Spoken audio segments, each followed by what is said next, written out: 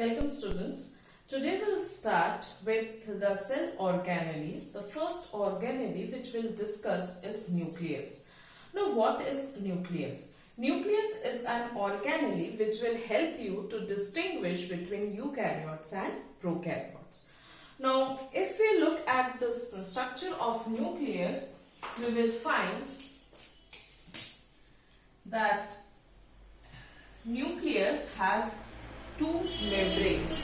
So it is a bimembrane structures or two membranous structures. Now if this is supposed to be a structure of nucleus, then it has one outer membrane and another inner membrane. So outer membrane and inner membrane. Remember, if we assume a spherical ball, then as a shape of the ball, it will resemble to the shape of a nucleus. Now if you cut the ball into exactly two halves, it will appear like this. This thickness will be the thickness of the ball. Now here there is an inner membrane, another is the outer membrane. But importantly, in nucleus there are presence of pores. Now this pores will appear on this membrane. So wherever there is pores, there will find that there is discontinuation in the double membranal layer, and there will be at that point where the membranes have been broken are sealed.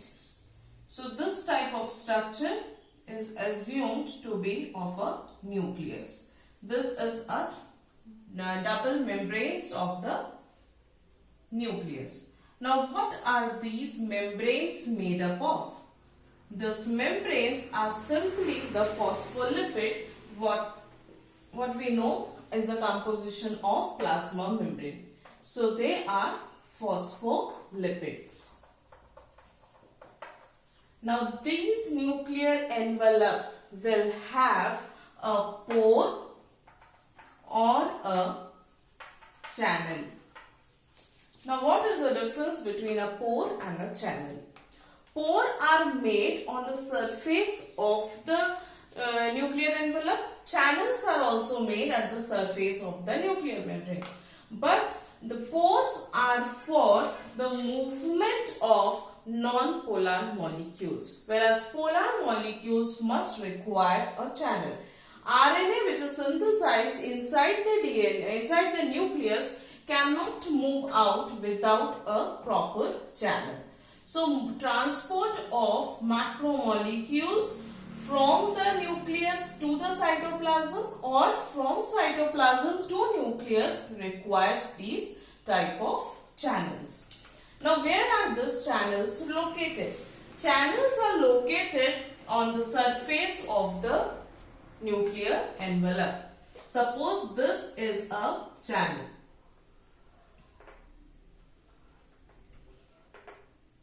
This channel, now this is the cytoplasm and this is the center of the nucleus.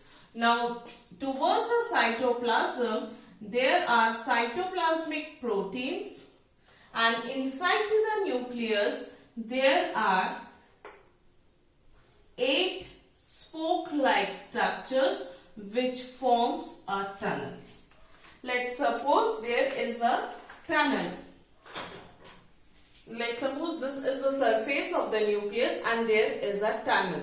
Now this tunnel is like this. Now what will happen? When we see from the above, there is small spherical hole, and when you look at here, you will find a tunnel structures. This is the tunnel structure where there is a hole inside it. So whatever molecule enters through this hole will pass through this towards the inside. So this is a channel which is present inside it. Now how these channels are formed? These channels had 8 spokes which will allow only some specific molecules to pass through it. So there is a double membrane, there are channels. So nuclear envelope with a nuclear pore. Now, as the envelope is broken at some position, a basic support system has to be activated there. So, this support system is provided by another protein molecules known as lamins. Now, lamins are a meshwork of proteins which are arranged throughout the nucleoplasm of the nucleus. So, it is a meshwork which will help in the basic arrangement or maintaining the basic shape and strength to the nucleus. So, these are lamins. Now, what are lamins basically? Lamins are a type of protein. This is a type of protein. This protein is synthesized in mammals through gene A, B and C. Gene A, B, C of mammalians synthesize this protein known as lamins. Now, how this lamins coiled? Now, if suppose this is a single monomer of lamin. Now, this will form a pair with another monomer of lamin. I have drawn with different colors so as to show you how these are getting assembled. This is one monomer, this is another monomer, they forms a dimer. To this, another monomer can get attached, and like this they will extend to form a single linear chain.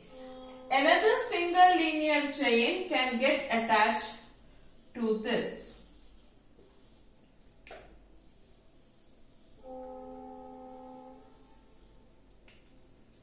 So, this type of complex structures will give rise to the structures of lamin. Now, to this lamin, what will attach? This is a protein, and to inside the nucleus, there are presence of genetic material.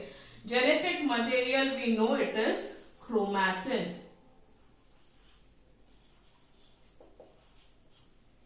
Now, this chromatin in eukaryotes, it is the DNA with the proteins.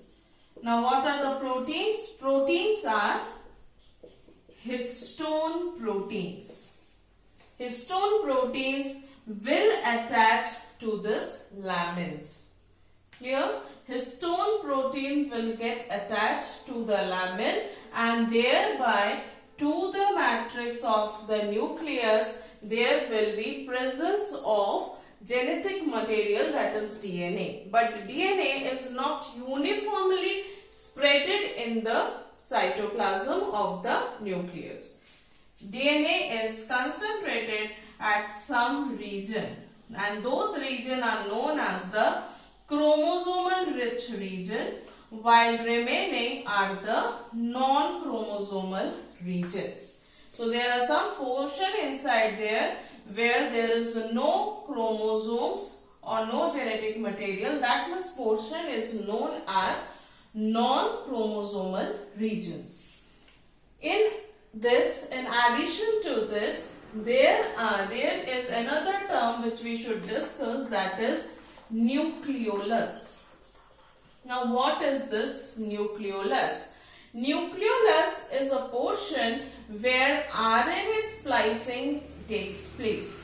It is the region inside the nucleus, inside the nucleoplasm, but we can say it is located centrally, where there is RNA splicing machinery.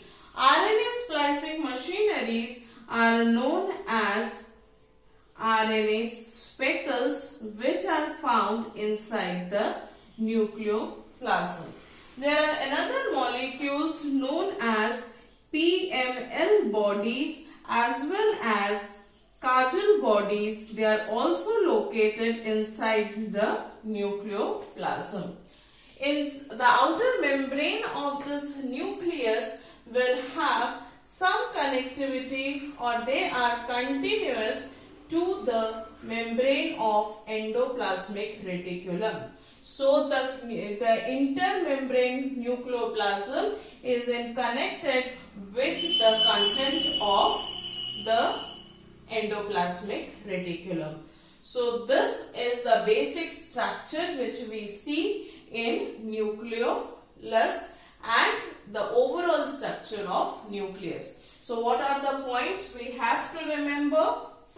We have to remember the outermost structure, that is the nuclear envelope. After that we have lamins to maintain the structures and the shapes. Inside the lamins, they help in maintaining the strength of the cells, and to them there is attachment of chromatins.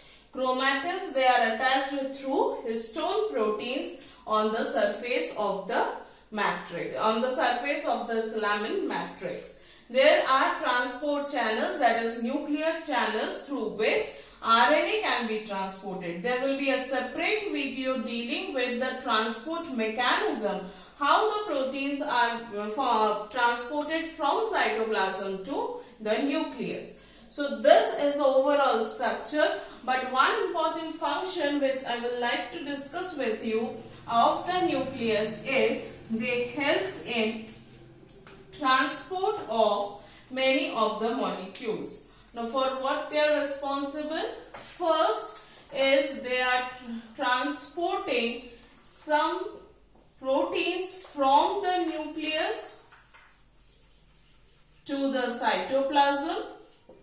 Secondly, they are transporting some molecules from cytoplasm to the nucleus. And thirdly, the most importantly, is the transport of mRNA.